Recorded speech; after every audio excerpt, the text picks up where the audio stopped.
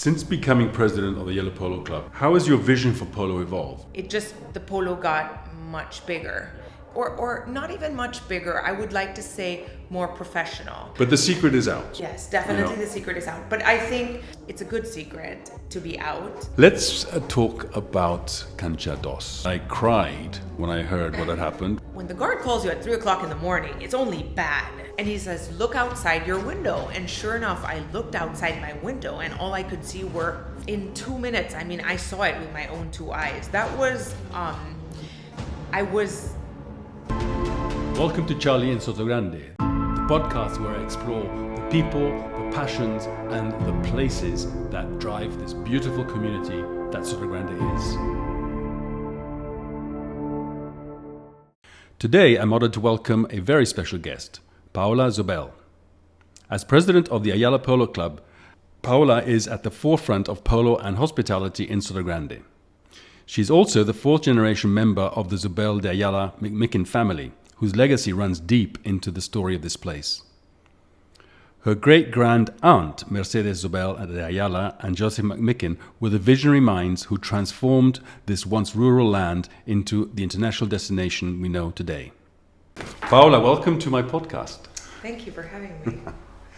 As I ask most of my first guests when they come on, is how would you introduce yourself to someone who's never met you? And in your particular case, a little bit about your family background. Difficult because I don't really like to, tell people because, my family background. Yeah. And it's nicer, or I prefer it when people kind of decide, are like, oh, so you're from the family, that Right. developed Sotogrande. But I normally say that I'm from Sotogrande, and most of the time I introduce myself as, the person behind Cancha, the restaurant. Right. And then, of course, in the last couple of years, I've had the role of being president of Ayala España and running the Polo Club and everything that entails, with Ayala here in Spain. So, I guess if they ask me what specifically I do, that's what I say. Right, clearly. Just before we get into all the Cancha and Ayala and everything else, tell us a little bit about your upbringing. Were you brought up in the Philippines or I here? was born in the Philippines. Okay. And then, of course, I left the Philippines a little bit later on for school with a mix of different places. I went to school in England. I went to school in Madrid. I went to school in Belgium. I was in Europe for, most of my life, if you want to say now. And hence a little bit the reason why I think of all my family members ended up in Sotogrande. We used to come here all my life, every year as children, and spend our summers here. We used to divide it between America and here, but I guess I was the one that ended up more in Europe and decided that this is where I was going to stay. And living in Spain a little bit more, then I really liked it, and obviously speaking the language and all those kinds of things, so it helped me decide Sotogrande was the place that I was going to stay. And this is home, basically. I call it home, yeah. Okay. Your accent is not mid-Atlantic as my kids are. My kids were brought up all over the world, Latin America, Africa, in New Zealand, because I travel a lot in a different life. And they have what I call a mid-Atlantic accent because they went to international schools, they met a lot of Americans, but kept a little bit of European or English, I suppose. But you're very American. Is that because you went to school mostly there, or? No, actually, no, but I think in the Philippines, where I grew up, it was an American colony, and we went to an American school there. And like I said, I still spent and I still spend quite some time in America, and I feel my accent is definitely more American. Okay. And where in America do you go to? Is that Florida or? No, we used to go to California and New York. We also had, the family also had developments in California. Okay. So like I said, in my summers as a child, we used to divide our time between California and here.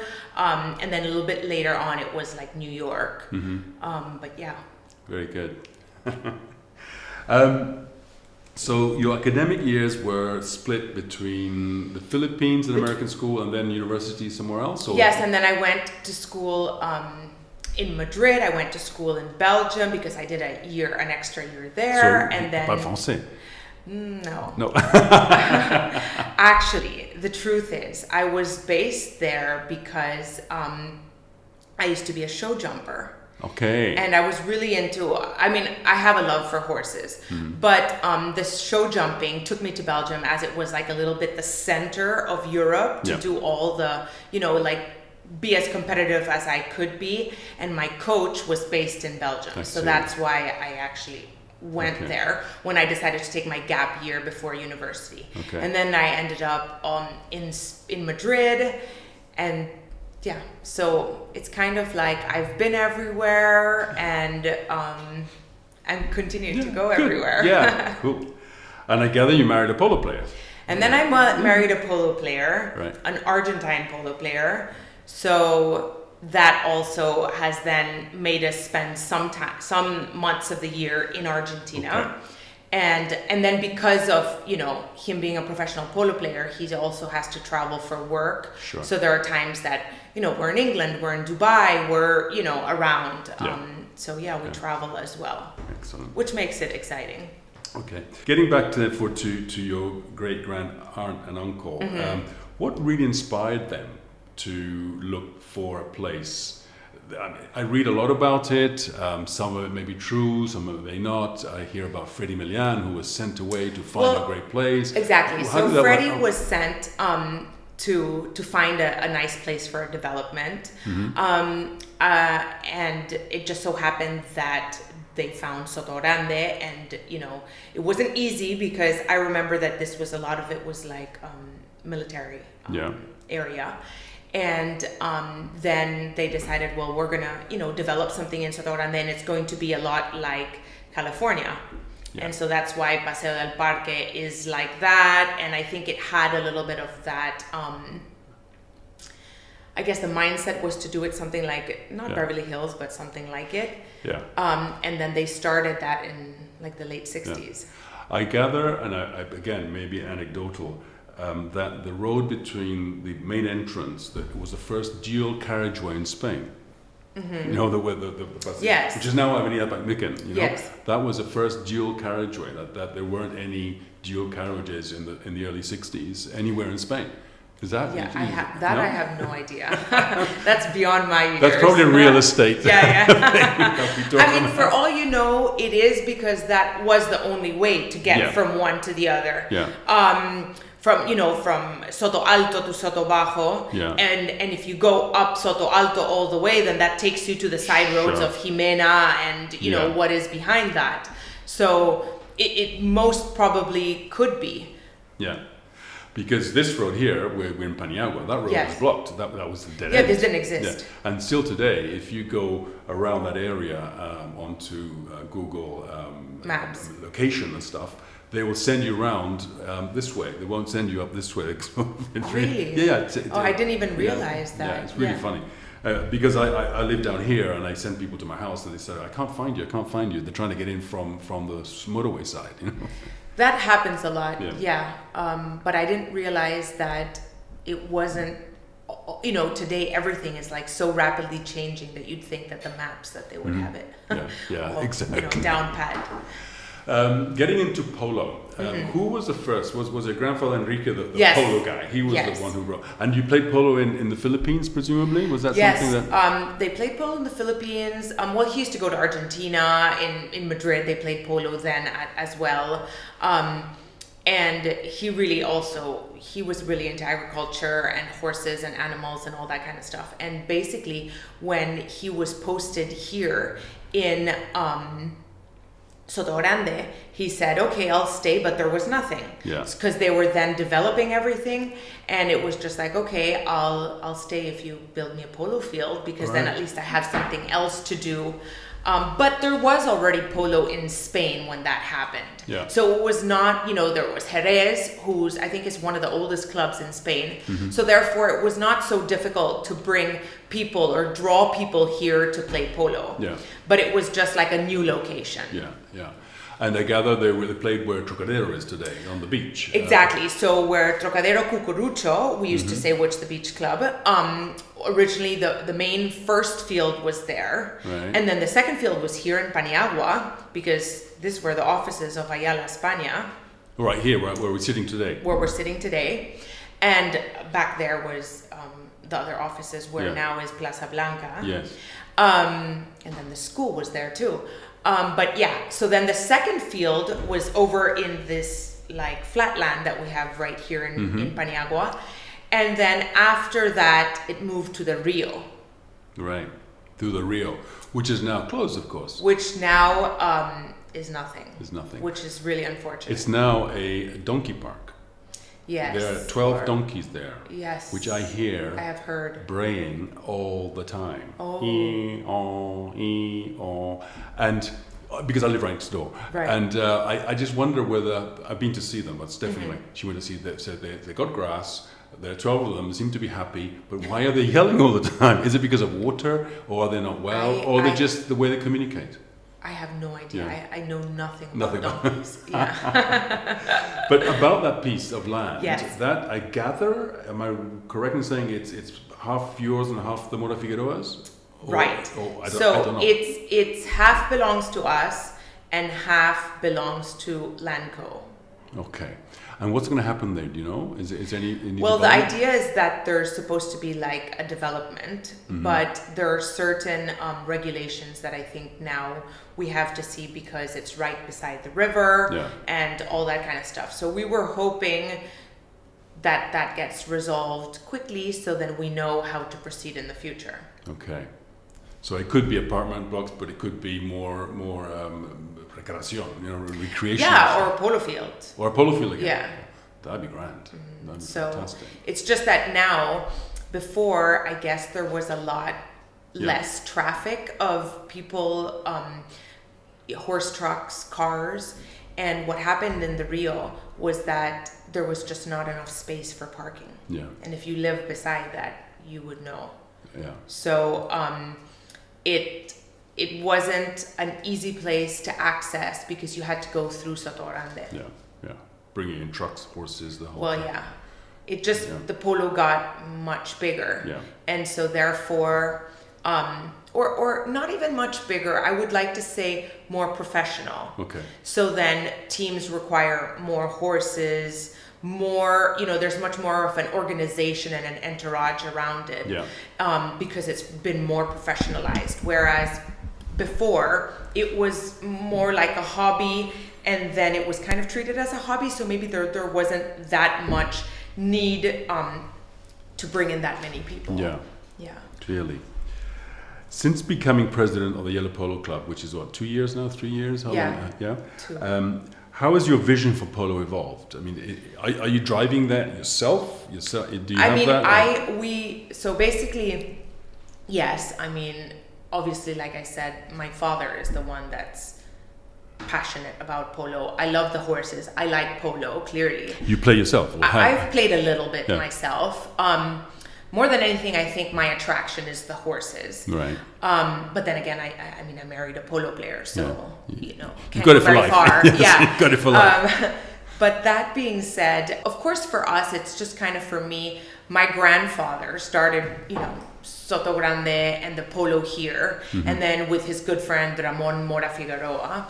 And therefore, it was a legacy that's been built, and so it would only be nice to continue it, considering that a lot of the community was based around it. The polo, the golf, and it was a much smaller community then. Yeah. And everyone kind of knew each other, although now it's growing, which is great. It would be nice that we still have the same roots that were initially, in the project, so that Sotogrande could be put on the map for something. Yeah, I mean the value is still there. All the values of polo, I think that's still the same. I think that's grown, and the community of polo that love the sport is different to the community of polo that just go there to see and be seen.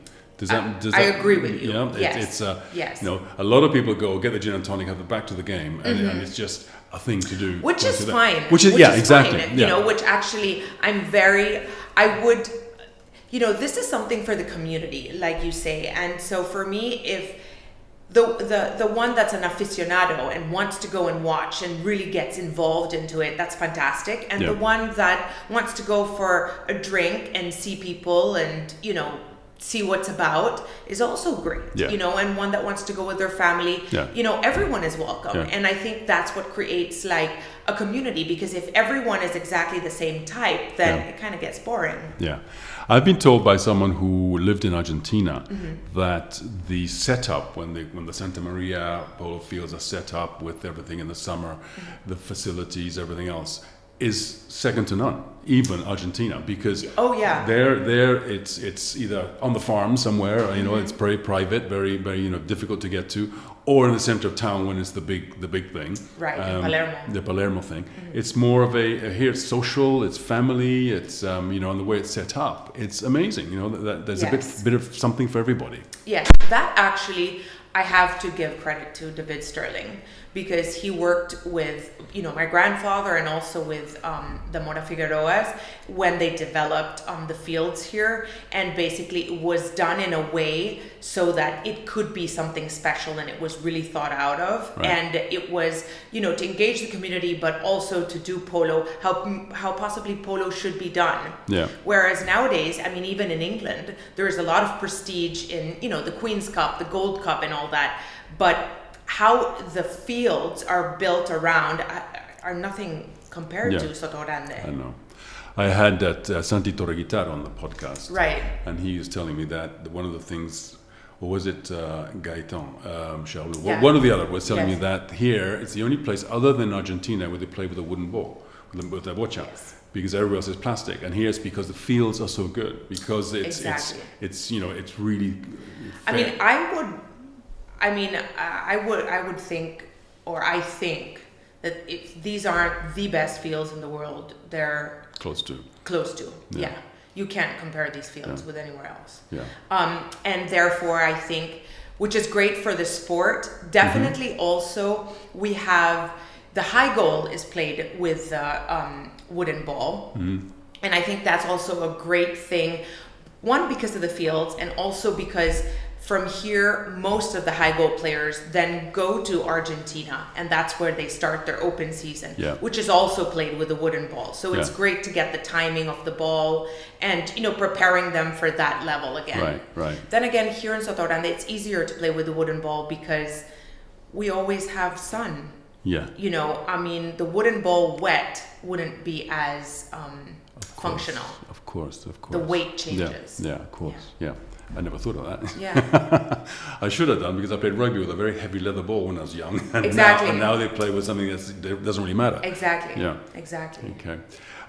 You mentioned that they go from here to Argentina, but it is basically a circus that goes around the world, like Formula One. Yes. It's Argentina between October, November, December, and then to the US. So normally it's Argentina, October, November, December, and then either you go to Palm Beach or Dubai in the beginning of the year, and then from there it's on to Argentina has the Easter season, which is like the temporada chica, which they call, which is also like a lot of important tournaments.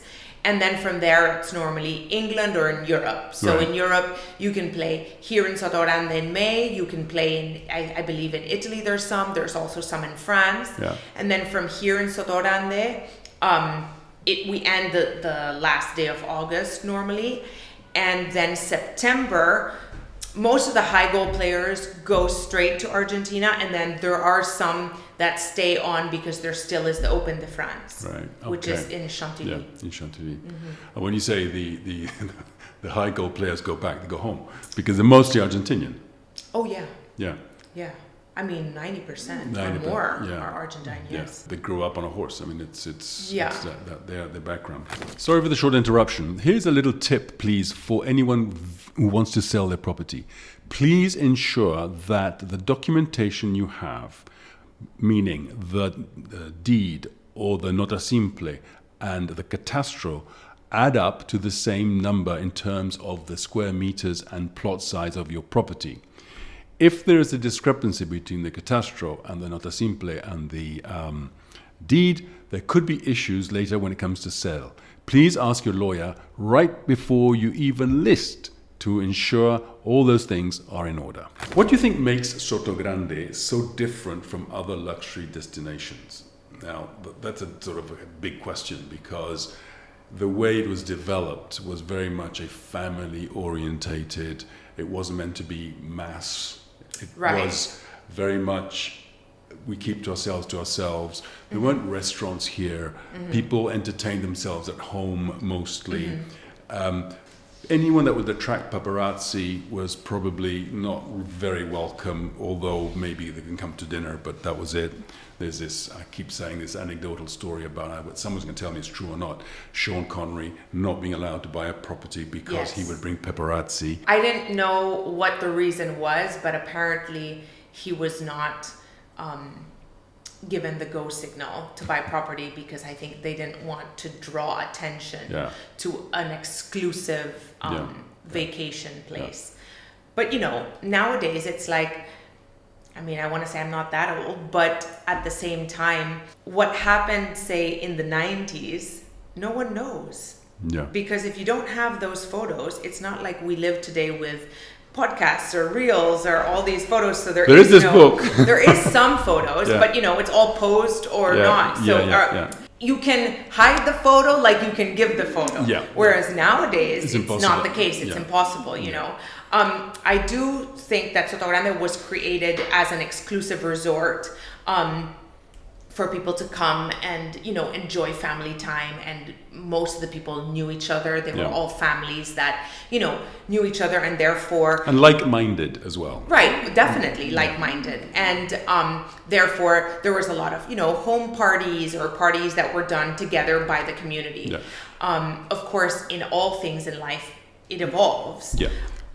There's benefits and cons to it, but you know, it is what it is, and I think that's something that we still need to have here in Sotogrande. Yeah, and I think, I mean, I'm working in real estate here, and I said this is my sort of second profession because I've done things around the world with British multinationals, and I'll tell you a little story in a minute. But I can see that Sotogrande Costa has more or less remained what it used to be, and 2,000 hectares, which is what Sotogrande is a very big place to keep it niche. Yes. You know, and certainly over the last 3 years or since COVID, the secret is out. Yeah. There's a big secret that was being kept here about the low density, about the facility, that no traffic jams, no semaphore, no lights, no stoplights. No nightclubs. I mean, there's some pop-ups maybe throughout the summer, and that's fair enough because you don't want your kids to go to Marbella and you know, all that sort of stuff. So there's an element of that. But the development has to be, you know, more generic to everybody, more available to everybody. And the school itself, you said it was just here.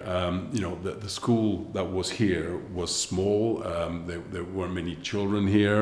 It was necessary basically for those who lived because you had to have something. But the school now has 1,400 kids, 1,300 kids. Yeah, I mean, my kids go there. Yeah, I had Rachel Dent on the podcast, and she was saying, you know, it's just, and there are 50-something different nationalities. Yeah. So that means that people from all over the world are looking at this, and they come to Sotogrande, some because the kids want to play polo as well. You know, some are going to be in the tennis academy, something, or the golf. So it's all developing in such a positive way, which is great.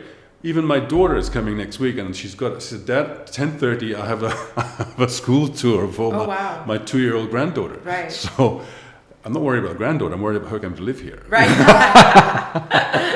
No, that's true. But you know, it's grand that this happens. But the secret is out. Yes, definitely, you know, the secret is out. But I think it's a good secret to be out. It could grow a little bit, and I think that's great. Now, it's just that certain facilities maybe have to grow with it, which I think the school has done properly. Yeah. But then there's other developments that we need to create. Like infrastructure has to be changed. And also, like maybe like you said before, there weren't any restaurants. I mean, that's, I think, something that we need a few more here, you know, just to facilitate everyone that lives in the community. Yeah. There's in Plaza Blanca, we just mentioned, there's a very good friend of mine who's opening up a restaurant there, and hopefully he'll get some traction because he knows what he's doing. Right.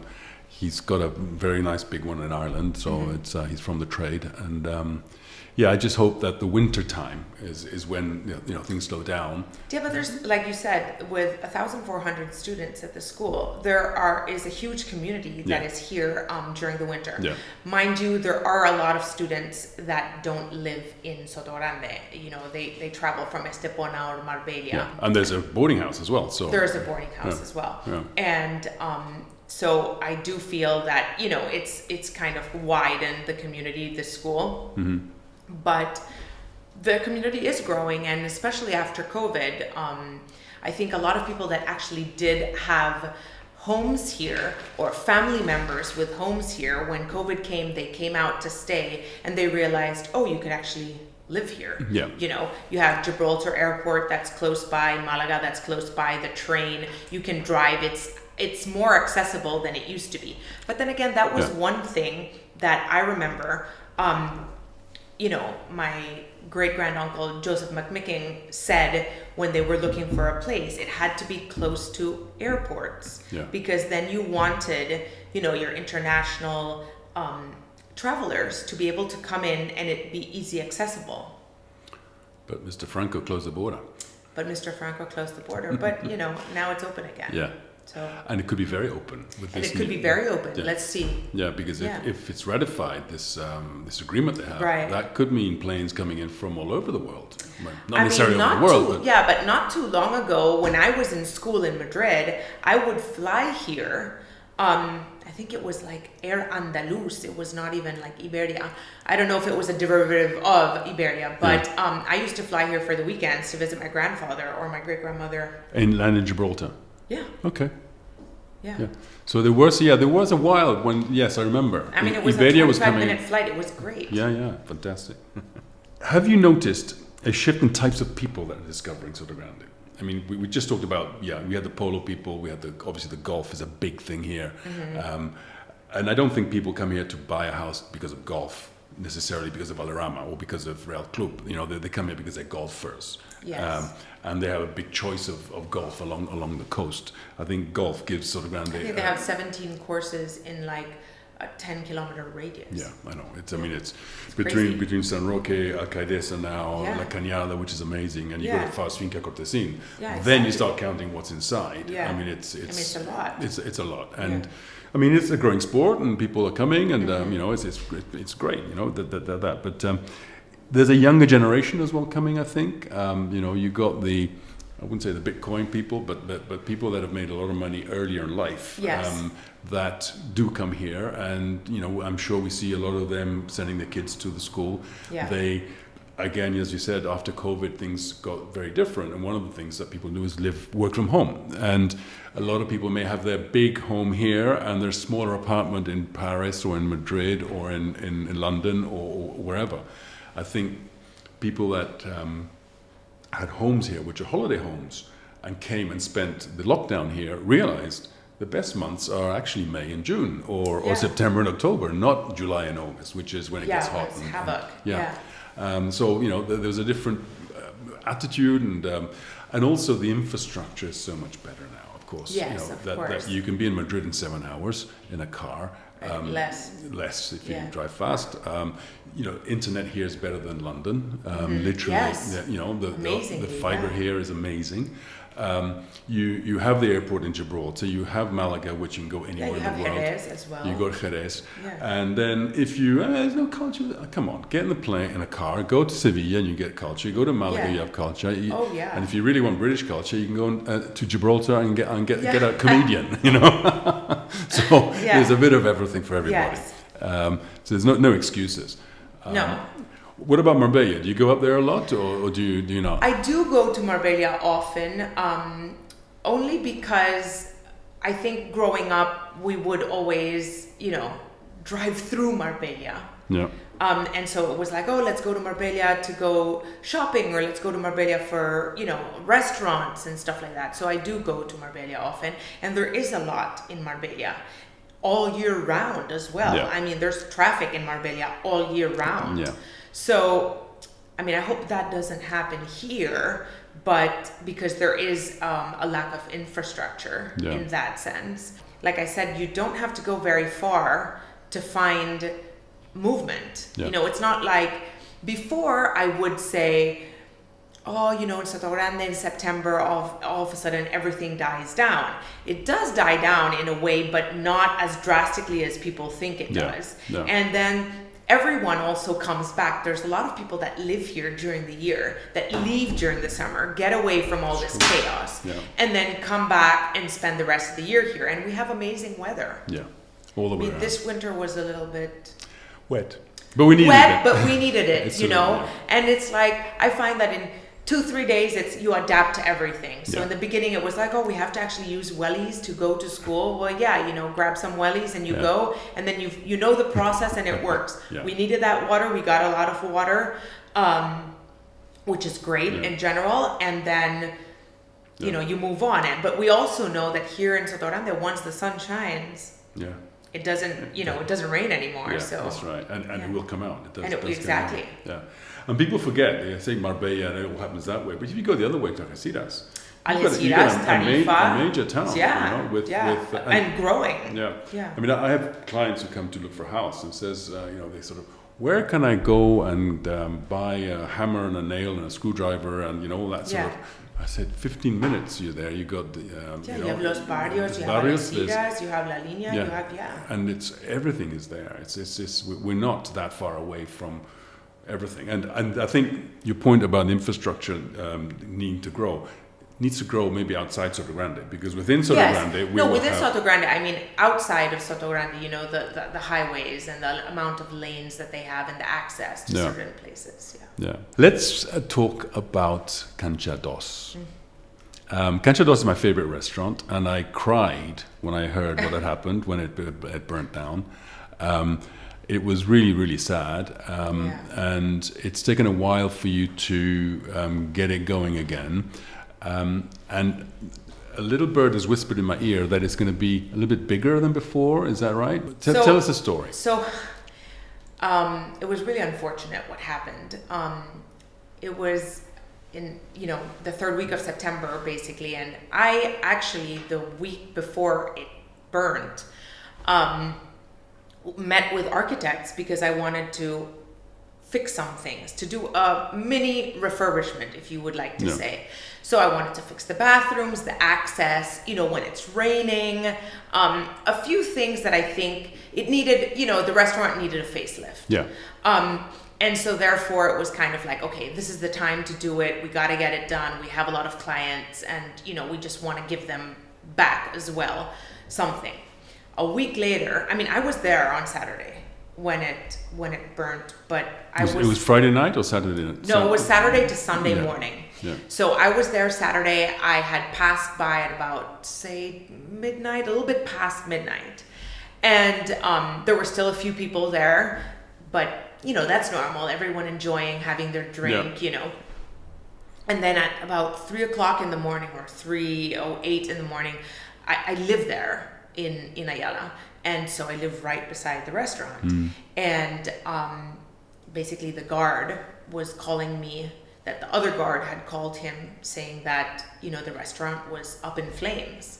And I remember, you know, when the guard calls you at 3 o'clock in the morning, it's only bad, you know? So I was like, what do you mean? And he was like, you know, I'm sorry, Señora Paola, you know, like, está ardiendo el restaurante. And I was like, what? You know, you're kind of like caught in between sleep, reality. Is this a dream? I wasn't so sure.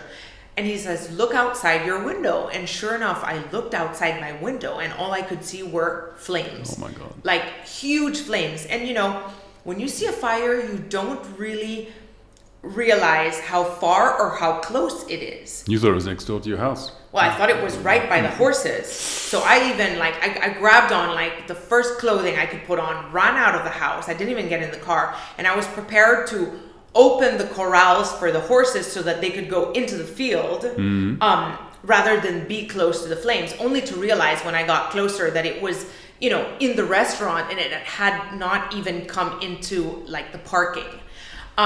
Anyways, got there, saw that, was in a panic. It was not a good time, but what can you do? You know, you're kind of, it's amazing when you think, when you want to plan that you can do something, but then what can you do, you know? And the firefighters hadn't arrived yet. About 5 minutes later, they did arrive, and they even looked at me and they're like, well, what do you want us to do? I don't think this is like salvageable. And I said, well, just stop the flames, you know? And Cancha being wood, it went like 2 minutes. In 2 minutes. I mean, I saw it with my own two eyes. That was, I was very sad to see that, but at the same time, I was happy I saw it with my own two eyes. I don't know if you can... Yeah, you weren't told the story and because there was no one there. I was the first one there. I mean, obviously the guards of Ayala that are roaming that are there.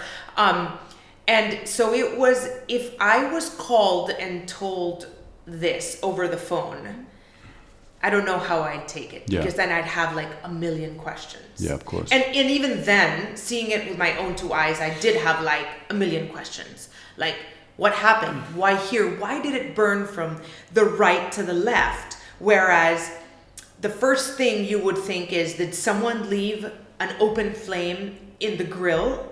That would have been from left to right. It burnt the other way. Oh, wow. So it was they say it was an electrical... So from the toilet area to the other side? Well, the toilet didn't burn, from the bar. Okay. So I don't know, from the coffee machine, from something in the bar. That's what caused it, That's what they say. Till the parrilla. In the beginning, when they first came, they said, oh, I'm sure it's with the parrilla, right? And because they say that, you know, when a flame is burnt, it normally goes white first and then black. Mm-hmm.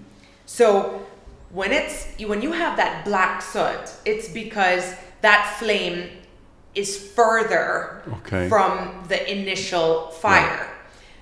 But under the parrilla is all the leña, the wood. Yeah. So it's like once the fire got there, it was like non-stop, because I had all this wood stacked there to use to burn, you know. So everything is made to burn, unfortunately. I mean, I could see the tables just like melting off, everything. But of course, you know, the firefighters acted really quickly and well with what they could do. Exactly. But not much, obviously. Well, nothing. So what's the plan? What's the plan going forward? So bigger. The idea is to make it a little bit bigger. Okay. I wouldn't say much bigger. I mean, it's just to also, you know, when Cancha was put there, it's a haystack. It's a hay shack. That my grandfather had in the Rio moved to Ayala, because it was like original wood and all this kind of stuff. So it was never really made to be a restaurant. Cool. Although, mind you, my grandfather Enrique was just like, I would love to have a restaurant here. And so that's a little bit what made me actually put up Cancha. And so it was never really built properly, if you would like to say. And so I wanted to keep the original wooden structure and build around it. But then, you know, when it becomes, at first it was like, oh, we're going to have asados in the summer. And then it just became a year-round thing, and it was successful. So it was open all year round. I used to close in January. I don't close in January. I mean, it's been, you know, very successful, and I cannot complain. And I'm extremely thankful to the community for that. But now that I have to rebuild it, then it would only be correct to give it, I think, the facelift it deserves, and to build it properly so that, you know, it can just work, it can flow how we need it to flow as like a business and a restaurant, just for also comfortable for the staff that works there, but also comfortable for the clients. Sure. You know, will it have that same look and feel? Do you think, or will it be more modern? Will it be? I will change a few material, because I am not gonna make it all wood. Okay. But it will still have maybe modernized, barn. You know, one thing that if you haven't thought about it, I'm sure you have, is acoustics. Yeah, I know. Because in there, once it was full, you couldn't hear. You couldn't hear each You're other. screaming. Yeah. Exactly, but that's why I'm not going to use all wood. Yeah. Okay. Right. But and also because it just burns so quickly, you know. But now I kind of laugh about it. But in the beginning, I was kind of depressed. I mean, it was like a lot of blood, sweat, and tears poured into that place when I was like the blind leading the blind. I did not go to school learning anything about a restaurant. Of course. Who does? Well, exactly. Who does? So, you know, so the idea is that it still comes back and I would like to maintain, you know, that it's still cozy, that it's still a familiar place for everyone, but with a few modernizations. It is basically a parrilla, you know, it's a barbecue, you know, meat, Argentinian parrilla, that's it. It will continue with that. Yes. Although you do offer fish, you do offer something different, you know. I mean, we'll still offer the same things, maybe in a more productive kitchen or a bigger kitchen as well. Then I can offer a few more specials, you know. But we're not going to take away the essence of the meat, which is the most important for us. Tell me, the one of the things that it worries me a little bit here is that restaurants are so seasonal. You know, you have the K, of course, which is year-round. Now Incha is there. Hopefully that will be something that people go to more often. I hope there's one at the back as well. I know there are more people living here year-round. But it has been up and down. And sometimes it's, you know, the people look at their pockets and, you know, they're not going out to Cancha once a week even. They're going maybe once a month. Yes. What would you, if you can tell me, what's sort of the average spend? What would someone spend? Is that about 70 euros without wine, obviously? No, it's less than that. Less than that? Yeah, it's less than that. I would say it's around 50. 50 euros? Yeah. Okay. Yeah. All right, so that's affordable. I mean, I think it's affordable. I mean, I wouldn't say it's cheap, but then the thing is, like the other day, I was questioned, you know, a few things about the meat, and at the end of the day, I don't want the quality to go down. Of course not. And if my margin on the meat has to be a little bit less, then I will take a little bit less, only because I think it's very important to give, you know, the quality that I would like to receive. Yeah. Where do you get the meat from? Mix of different places. Argentina, Uruguay, some is Spanish, like the Secreto, of course, but mostly Uruguay and Argentina. Okay. So it's imported all the way, so it's genuine. It's imported, and it's not frozen. No, of course not. Of course not. Good. So currently, I'm going there Thursday week because of the family, and I'll. You're in a temporary pop-up sort of situation. Exactly. So basically, when this whole thing happened, I honestly thought that perhaps things would move faster in Spain, but you know, everything has its time. Licenses take time. Tell me about it. So clearly not the case. And I had all the staff that I've had, you know, on hold or there basically working, but not actually working. But because for me, another thing that was really important with Cancha was the staff that I had, especially some people that have been with me for so many years that are, you know, it's like Cancha without them wouldn't be Cancha. So I decided that I would maintain my staff, and in the meantime, what are the possibilities that I could do because things were taking longer than I thought. And so what I've done is, in our other field, which is Cancha Uno, I have opened up a pop-up, which is basically a tent with some outdoor seating, but I did build a parrilla, actual fixed parrilla, until we move into the new restaurant. Right. Okay. Yeah, and I know... I mean, the menu is a little bit more limited. Yeah. I have all the meats, but because the kitchen I had to build, and I wasn't clearly going to build a massive kitchen. Yeah, it's a temporary, which will take because you know everything is just so expensive. So, and then we're trying to build, you know, Cancha back. So it's kind of like tricky there, but I needed to give something to the community, to my clients, to, you know, the polo community that also come in for the summer. That's why I always say that in Sotogrande, I believe that there are some great restaurants, but, you know, we could do with a few more. The only thing is, like you say, it is seasonal, but I do believe that it used to be seasonal.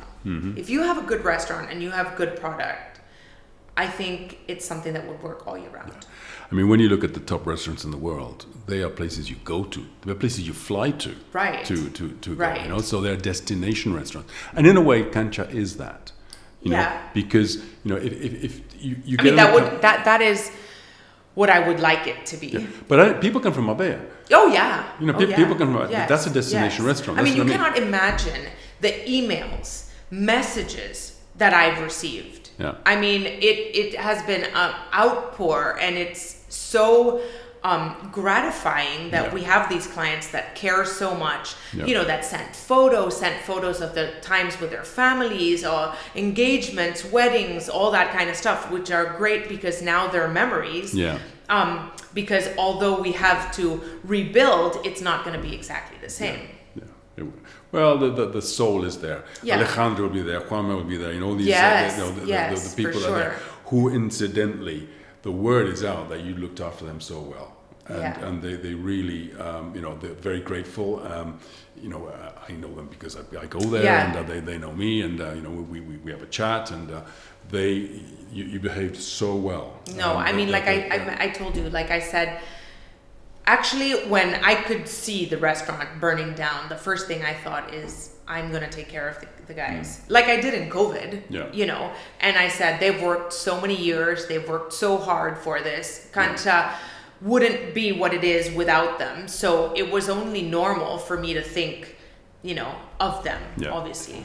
So let's looking at polo and going forward, development. You know, we know Los Pinos is, you know, something different is going to happen there. I think the polo fields remain there, at least 1, 2, and 3. I believe 4 may be developed. I believe it's 2, 3, and 4, and 1 is the one. 1 is being developed. Okay. Yeah. And you guys are not involved in that at all. No, I'm not involved in that at all. I basically I'm doing the polo. I do, and the idea is that we continue to have polo here. Like I said, I don't know the future yet of Rio. Also in Ayala, I have plans to, you know, develop more, add. So it's always kind of like you're unsure until one day we will be sure, you know. Hopefully that's sooner rather than later. Yeah. But the idea is that the polo continues and that the polo grows. Yeah. But you use this summer. We will see polo in Los Pinos. Yes, you will see polos in Los Pinos and Ayala. And that's all managed by you. Yes, I rent Los Pinos. You rent it. Yes. Okay. What about the after polo? Is it going to be after polo? No after polo. No after polo. No after polo this year. No concerts, if I'm not mistaken, either. There's always the pros and cons to that. You know, I believe that in one way it draws attraction to the area, and in another way, you know, the noise, the chaos, this is something, or the headache, if you want to say. No one wants a headache. Yeah, there's a bit of a headache with the people that attend. Sometimes they're not people from Sotogrande. They're coming in, and there's been some incidents, I believe, which we don't want. No. I mean, last year I remember, you know, going into work in the morning and finding people sleeping on the floor of the car park. Yeah. You know, where they can get killed. Yeah. If they're not already killed themselves with intoxication or God knows the state that they're at. But that, to be clear, that's nothing to do with you guys. No, it has nothing to do with us. That was subbed out?